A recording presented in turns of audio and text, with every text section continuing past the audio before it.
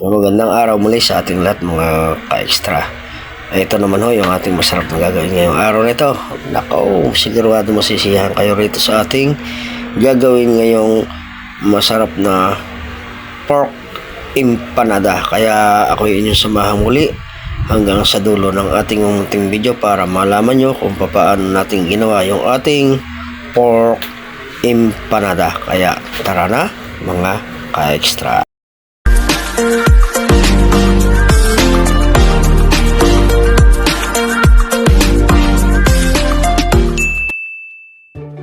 At yun, ito na nga ang ating gagawin. Ito yung ating mga sangkap.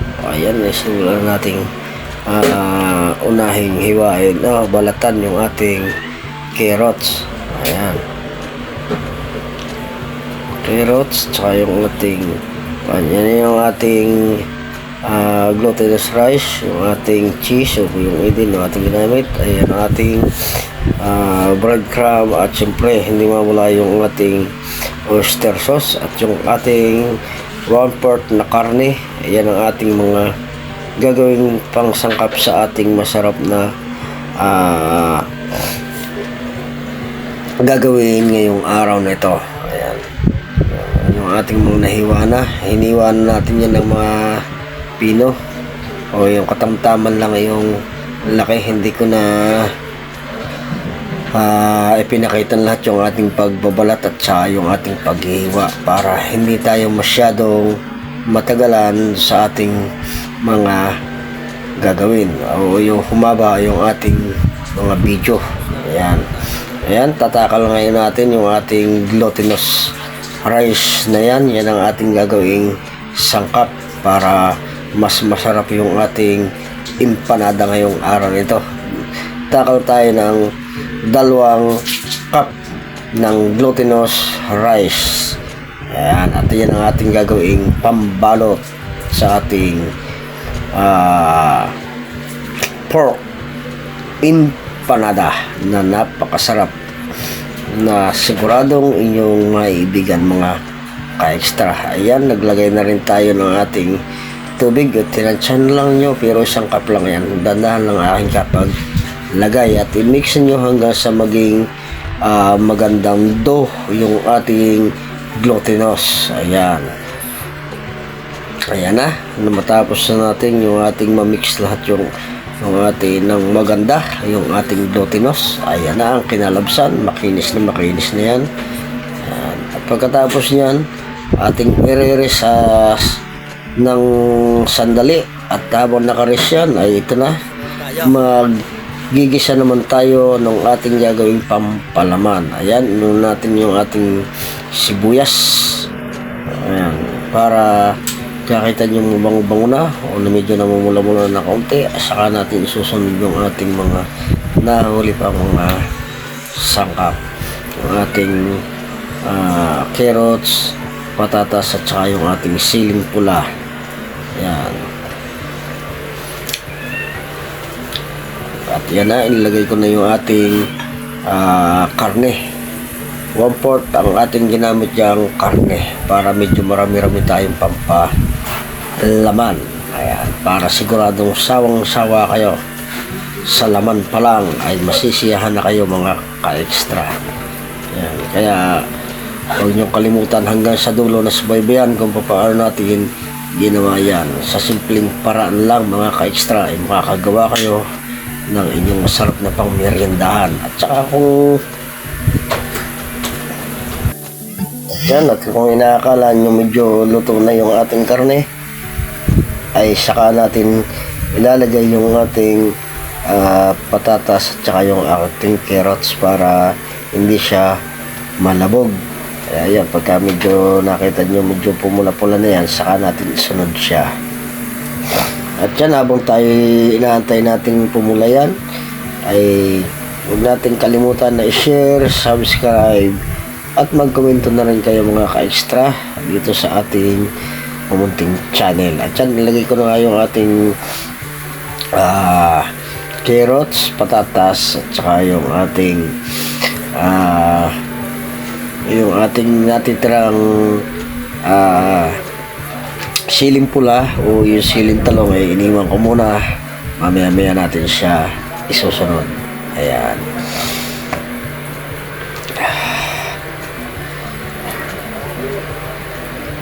At antayin natin siyang maluto. Mga ilang minuto. Ayan na. Pwede na natin siyang ilagay para lumabas na rin yung kanyang aroma ng ating siling talong kung tawagin, o yung siling pula, o yung sa iba baka hindi na yung lara. Ayan.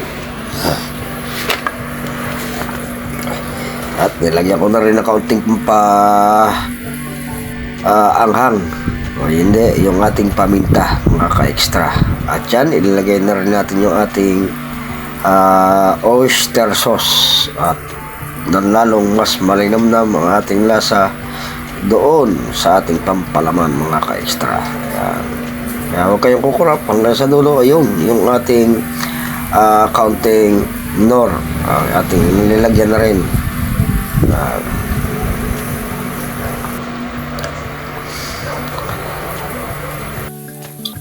At yan, sa kaunting sandali lang, at pwede na natin siyang hanguin. Kaunting-kaunting na lang, minuto yan, mga ka-extra.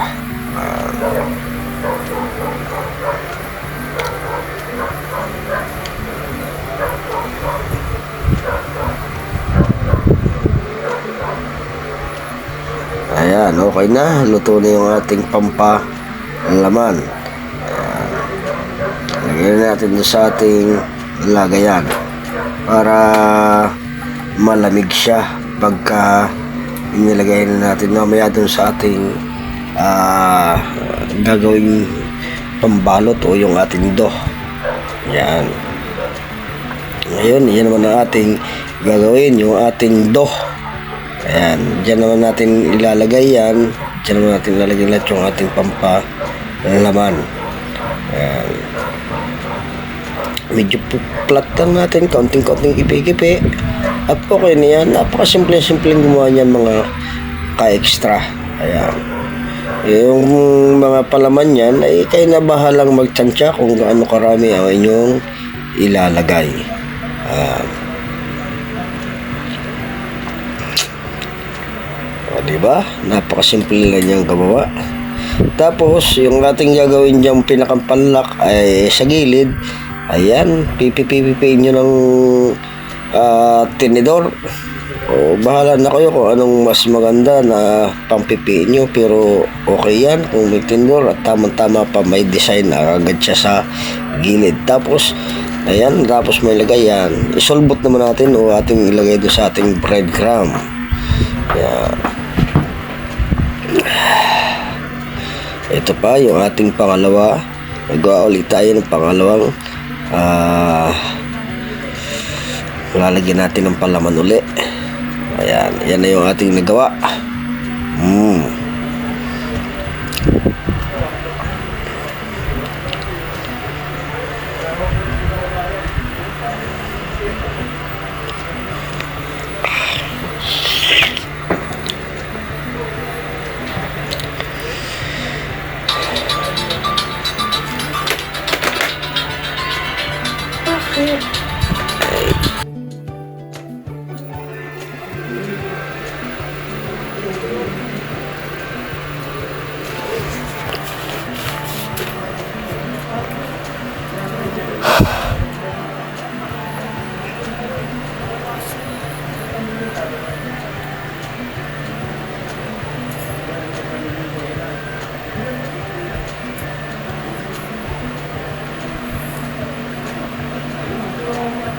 Yan. Konti na lang yung ating gagawin. At makakapagsimula na tayong prito nito o maglagay ng ating mga ginawang doon na yan, o yung ating masarap na pork empanada. Ayan.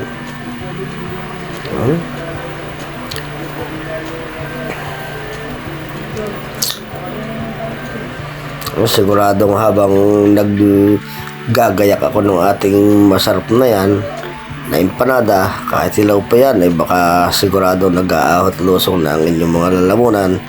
Sa palaman pa lang ay siguradong tiyak na masasarapan agad kayo. At yan na, mag-init na tayo ng ating mantika at yan na yung ating silbing paglulutuan ngayong araw na ito. Kaunti lang yung ating ilagay na mantika o depende sa inyo. Kung gusto nyo damihan, pwede naman, pero mas maganda maraming yan. Kasi maliit nga lang yung aking ginawang lutuan, kaya kaunti na rin ang ating mantika. Pero kung kayo naman ay sobra-sobra yung budget nyo sa mantika, ay pwede nyo palutakan nyo sa mantika para mas maganda lalo ang kalalabasan ng luto nyo, diba? At ito naman nga ay pang sarili at pinakita ko lang sa inyo kung paano gumawa ng empanada. Ay pwede nyong dagdagan yan kung gagawin nyo mga ka-extra. At saka pala yung ating tamang proseso ay ating ilalagay dyan sa ating description box. Nandyan na rin lahat yung ating mga ingredients para hindi na kayo maligaw kung paano kayo maggagawa ng simpleng at masarap na pork empanada. Ayan mga ka-extra. Ayan na ulit, oh, malapit na siyang maluto at makatapos tayo ng ating pagkukusihin ng ating panibagong pang negosyo mga ka-extra. Ayan. Ayan na, huling salang na lang yan mga ka-extra at matatapos na tayo. Kaya muli ay paalaala sa inyo mga ka-extra, huwag nating kalimutan na i-share, subscribe and komento sa ating channel para marami ang matutulungan ng inyong extra sarapes sa mga ganitong pamaraan. Kung gusto nyong gawing pang negosyo, ay ito na ang pagkakataon nyo para magkaroon kayo ng munting negosyo. At yan na ay yung ating nilutong masarap na pork empanada. At syempre hindi mawawala yung ating tikiman ngayong araw na ito. At sisimulan na ng inyong extra sarapes. Ayan, siguradong matatakap na rin kayo habang tinitikman ko ito.